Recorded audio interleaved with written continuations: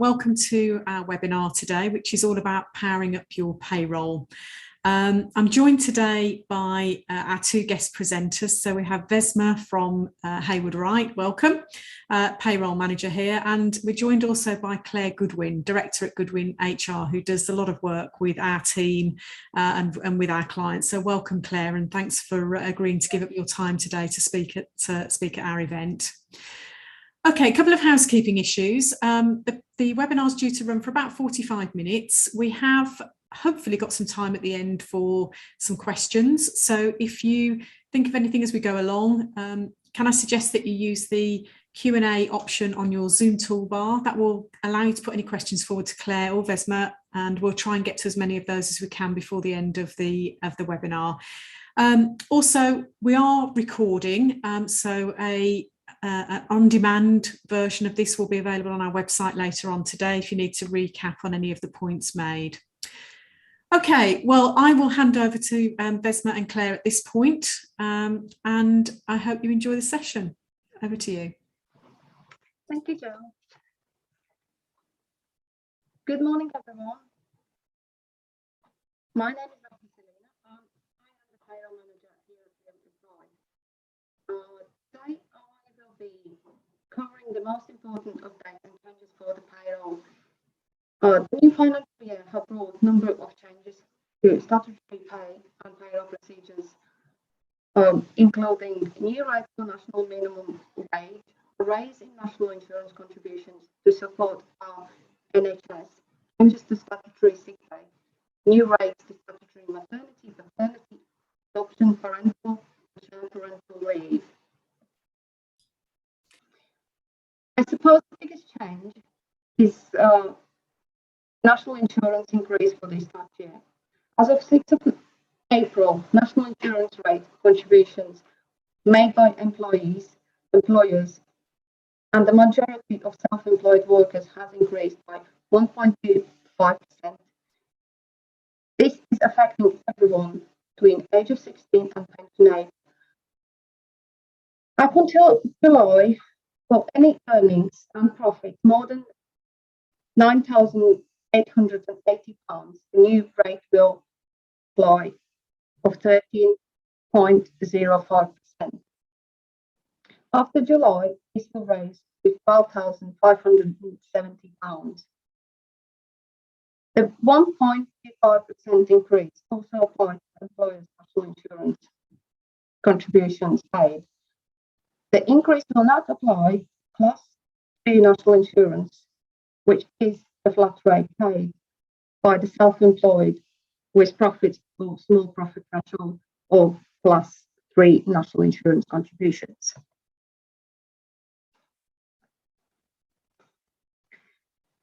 The Spring statement confirmed that the primary threshold point at which employees start paying national insurance will increase by 3% from July to bring in line with the personal tax allowance of £12,550.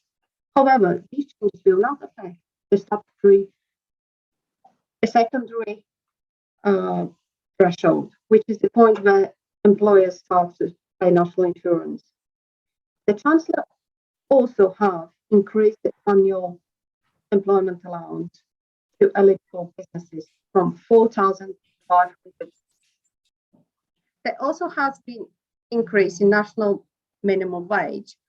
As you can see from previous year, for those age of 23 and over, then the minimum wage is £9.50.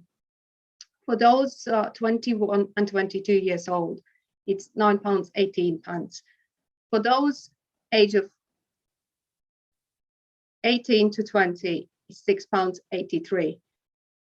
Anyone under age of 18 is £4.81. And finally, those who are on apprentices contract are £4.81 per hour.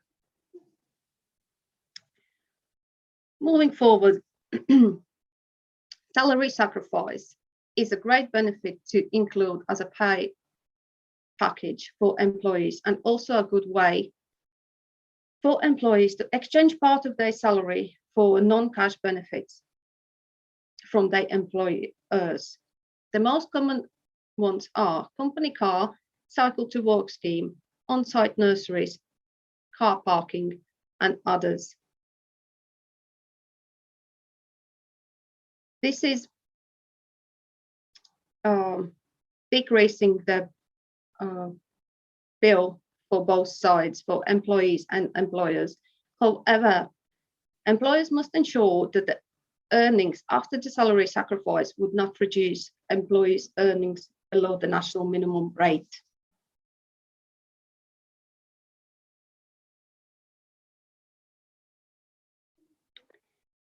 If you are offering any taxable benefits to your employees, you must keep the record and reporting them the correct way to HMRC.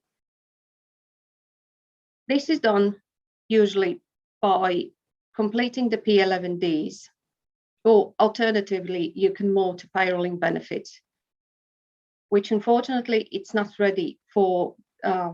You can't do that for the current tax year, but you can set everything ready for the next tax year.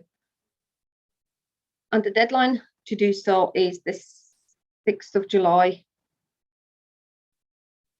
2022. There has been a changes for claiming the tax relief working from home. As we were working through pandemic from home, we were able to claim tax relief £6 per week. But moving forward, that is no longer the case. You can't claim the tax relief working from home only because you choose working from home. You can do only if your employer can't offer you a proper workplace at the employer's premises.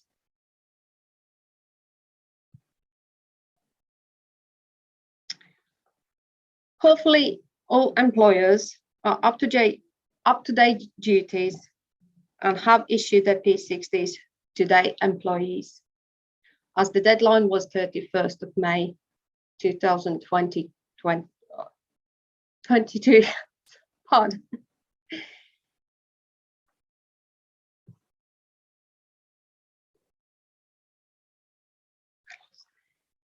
So there have been also increases in the statutory payments. So the statutory sick pay have increased from £96.35 per week to £99.35 per week. Also, all statutory payments, maternity, paternity, adoption, shared parental leave, and parental bereavement leave have increased from £151.97 to £156.66. Also, the lower earning limits have increased from £120 to £123, which means that to be qualified for any statutory payments, you have to earn at least £123 per week. Also, there is a reminder that there is no longer open any scheme for covering the statutory sick pay related to COVID. That is up to employer to pay, and now you have to be off sick for at least 4 days to be entitled to statutory sick pay. Thank you very much for attending the webinar. I will be happy to answer any questions afterwards. Thank you. Thank you to Vesma for that important payroll update today. I'm now going to talk about HR. My name's Claire Goodwin.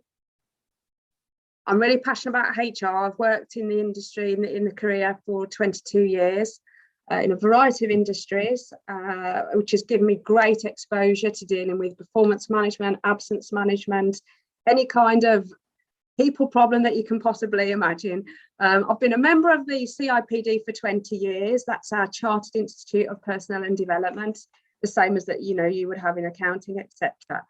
So yeah, and I normally get a phone call from a potential client when there's a problem. And that's when people really switch into, actually, I need some HR help here. How do I deal with it? And it's often when we start to unravel that problem that we realise that perhaps we haven't got the basic HR infrastructures in place. So today in my short presentation, I'm just hoping to raise your awareness to HR and give you the opportunity to ask any kind of question that you may want to ask of me. And thank you to the Hayward Wright Accountancy Group for allowing me to come along today. So I'm very much into the grassroots side of HR, the hands-on side of helping you manage your people in your business. And we touch on a lot of topics. We've got recruitment and selection, making sure those practices are right, getting the right interview structure to make sure you can maximise the absolute potential of getting that right candidate, producing contracts and handbooks. Perhaps it's about appraisals and designing an appraisal system for you. We have got the discipline and grievance work that has to be done when there's been perhaps a little bit of naughtiness or performance issues, conduct, etc. Redundancy and restructure, it's a fact, it is part of HR, and what I like to do when I work with my clients is make sure it's conducted fairly and properly. Nobody likes to do that piece of work as a business owner, but it is necessary, and with the right support and the right guidance, I can take away some of those headaches for you. Coaching and training is a passion as well, making sure we can really get the most out of your people and doing what we can to make sure your team is performing to the maximum ability, because when your team performs to the maximum ability, the results come through from a business perspective, the profit, the sales, etc. Every day is different. Every query I get on a phone call, there's no two queries that are the same, which makes working in HR really enjoyable and full of variety. So for me, HR is about maximising people potential. And when business owners really get to grasp with this is when the results are limitless. I can remember my first interview when I was fresh out of university in 1999, and I was asked why I wanted a job in HR. And I said, well, because I like people. And I cringe now when I think back at that sentence, because actually HR isn't about liking people. It's about getting the most out of your people, maximising people, using your HR processes to get those results, and actually liking people in a sense can get in the way of the emotion. So it's very much sticking to the processes, the procedures to maximise your business results. So I just thought I'd spend a little bit of time on this slide talking about the current HR climate, and I would wish to stress that these are my views and they're what I'm seeing in my client base, which is across all sorts of sectors. And we are in a challenging recruitment market at the moment. I don't know if you're recruiting and how you're finding it, but certainly my clients are finding it much tougher to find the right candidate. The candidates aren't in the market. The quality perhaps isn't there at the moment. And I think for me, the main reason for this is, if I link it back to 2008 and the financial crisis, we saw the labour market slow right down because people will hang on to their length of service. They'll stay where they feel safe. So my advice to you, if you are recruiting, is to make sure you are really robustly interviewing, getting those references, very much passion practice HR, that everything's still got validity, and just going back to basics, making sure that interview is structured and you're getting the maximum amount of information out of your candidate. I think the pandemic was also a time for reflection, and a lot of people have, for a variety of reasons, switched career. They felt more vulnerable in some roles and very much have taken the view to reassess, and again that's having an impact on the market. You might have heard of the term the Great Resignation, and it's where we've seen people during the pandemic really leave certain industries in droves. And a classic example was last week at the airports. The airports across the UK were in utter chaos, and part of that was because the staff aren't there in those jobs anymore because they were insecure in those jobs during the pandemic. They were possibly made redundant or on furlough, and we've now got to attract people back to those jobs. So very much still feeling the impact of the pandemic and some of those decisions. Furlough was a really interesting and challenging time in HR, certainly for Vesma in payroll, no doubt. Furlough had a real purpose and a real use, which was great for some industries, but I've seen it in ways that are also different. I found it quite divisive in some of my client companies, for example, where a factory might have carried on with 50% of the workforce and 50% were put on furlough. We're now finding that, you know, we're dealing with conflict and, you know, why were you put on furlough? I wasn't. And, you know, it's created some issues for us to work through now, for sure. Absolutely. And the hybrid and flexible working, that's a double-edged sword too. We've got companies that are embracing it. They had to do it during lockdown. They realized it worked and they are really taking it on board. Equally, we've got employees that are really struggling to get people back to work still, with a lot of requests for flexible working, where really it just doesn't really work for that role or that industry. You know, we just sent the workforce home. And some of these people, you know, haven't got the right space at home, the right environments to work, you know, people working in bedrooms, all sorts of things. It just wasn't the right conditions, and a breakdown in communication between colleagues and work slipping through the cracks because too much home working was happening. So getting the balance in home working, flexible working, whatever you want to do in your businesses, it's really important to think it through. And my advice to you would be to make sure you've got a really good policy in place. So, for example, if somebody was on probation, I wouldn't open up home working to them till they were past the probation. And there needs to be some rules around the home working, you know, that they've got the right setup. You know, what are you going to do about paying broadband? Have a policy, make sure it's clear exactly what home working looks like for you and your organisation, who can do it, what roles can do it, and how it's going to work. But I think certainly from a recruitment perspective, candidates are now expecting some level of hybrid flexible working, but it must be matched with the experience to be able to work from home. There's definitely roles that can't be done from home. And certainly if you're new to an organisation, you're not going to learn the company culture, the processes, the systems, if you're not in the office amongst your people and amongst your peer group that are your coaches and able to support you in your new job. So if you're considering employing staff or taking more staff on, or you've never had staff before, I've just got a slide here that talks about the fact that really you need to, first of all, do a task analysis. How many hours a week do I actually need? Do I need somebody working part-time, full-time? What do I actually need? What does this role look like? And the starting point for that is a good old job description outlining the tasks that you need for the role, what type of candidate, the skills and the knowledge for successful recruitment. Whatever size your business is, it's mandatory to have a contract of employment in place in writing, which details the basics such as work pattern, salary and notice. I can guarantee that so many of my clients I go to have not got contracts in place, or they're extremely historic. So getting that accurate contract in place, it gives you protection as an employer, it gives the employee protection. Everybody knows where they stand. Affordability is another consideration when you are employing staff. You have to be sure of your cost of employment. So, you know, have you factored in cost of annual leave, sick pay, payroll costs, insurance, health and safety before you take that person on? Because you want to be sure if you're taking a person on that there is that longevity and that you can afford it as a business to take people on. And then, you know, the last consideration is training.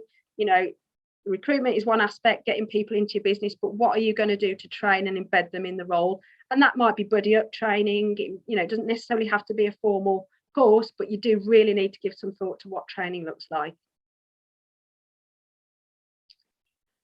HR priorities, yeah, I often find that HR plays second fiddle to sales and finance, and I get that. And what I find is HR falls down the task list, the to-do list. It's sitting there. You know, you need to do contracts, you know, you need to update certain policies, but yeah, you know, it's always probably going to play second fiddle to finance and sales until a problem hits. And when a problem hits, HR rises right to the top of the agenda.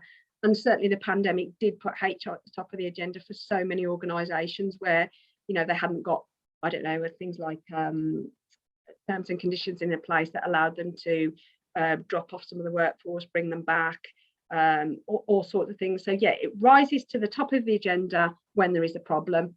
And of course, it's harder to solve that problem with the employee if you haven't got the basics in place, a handbook, a contract, a disciplinary procedure, whatever that looks like.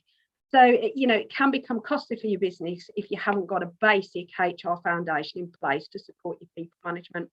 And one of the things I often see is it's great to see businesses doing so well, but they grow quicker than their people policies, and they often get left behind. The one thing I'd put out there today is, do you have insurance if an employee were to make a claim? I always ask that on a visit when I go to a client. And I just wanted to talk about the red herring of a 2-year tribunal timeline, because it's 2 years now before people can put a formal claim into a tribunal. But it's such a red herring to rely on as an employer, because actually people can bring a tribunal before they start if there's been some level of discrimination at recruitment or selection, or for any of the 9 protected characteristics that might be at play that led to the dismissal, for example, on the grounds of age, race, sex, religion.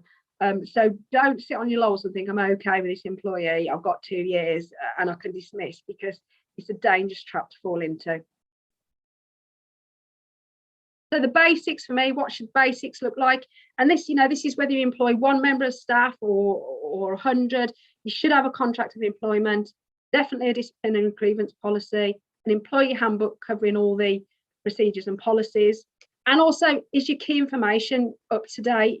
Whether it's a paper file or electronic, do you have a medical questionnaire on each employee, emergency contacts if someone will have an accident today, checking the right to work in the UK. If you don't check that upon employment, you could be opening yourself up to a fine of £5,000 plus from the Home Office. Making sure if you've got drivers in vehicles, do you check the licenses every year? Do you make sure you're collecting them? And making sure health and safety, the basics of health and safety, is in place in your organisation. I always think with HR, you're never too far away from your gut instinct. So if your gut instinct is telling you there's a problem, really, let's talk about it, because there probably is.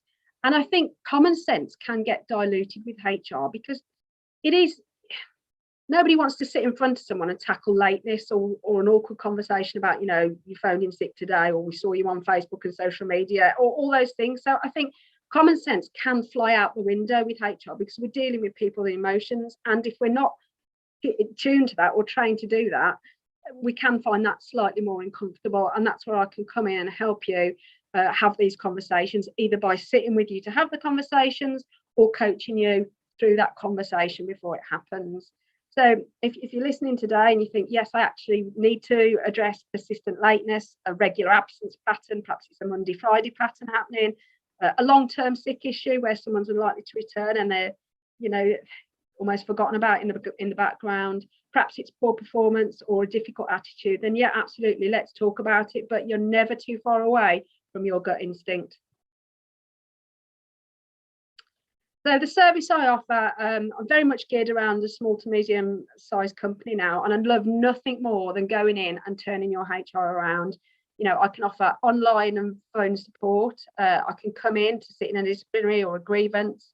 I'm your in-house HR department. I very much feel part of my client's team, even though I might sit virtually in the background or I am actually outsourced. And how you dip into my HR service, it's up to you. We can tailor it around your business and your requirements, and there's no geographical limitation. I do have a Facebook page which has regular updates. HR is quite a dry subject, so to make that interesting is sometimes a bit challenging, but I do try to mix it with some of the articles and information that's happening in HR, along with a bit of lightheartedness and fun where I can. So I'd like to ask you all if you have any questions today. I'm more than happy to take any. If you want to, do it online now, more than happy to take any HR question that you may have.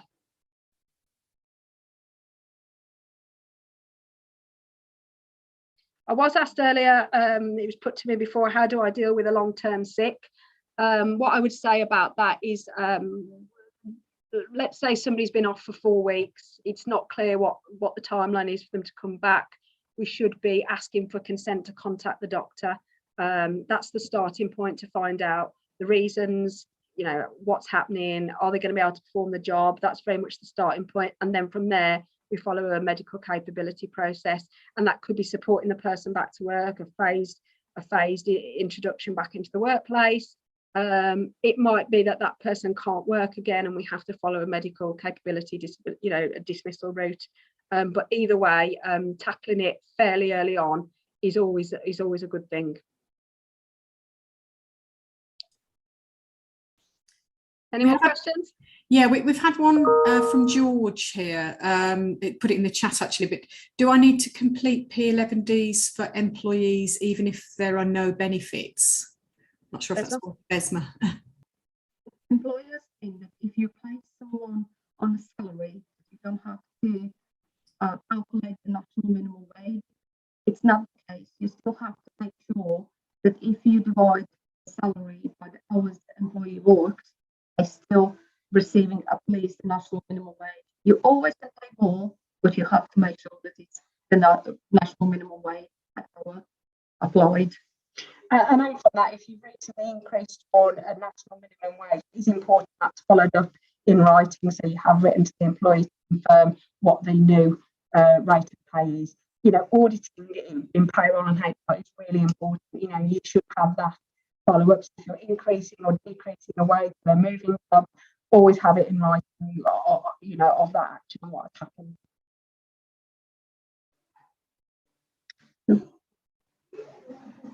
Any more questions?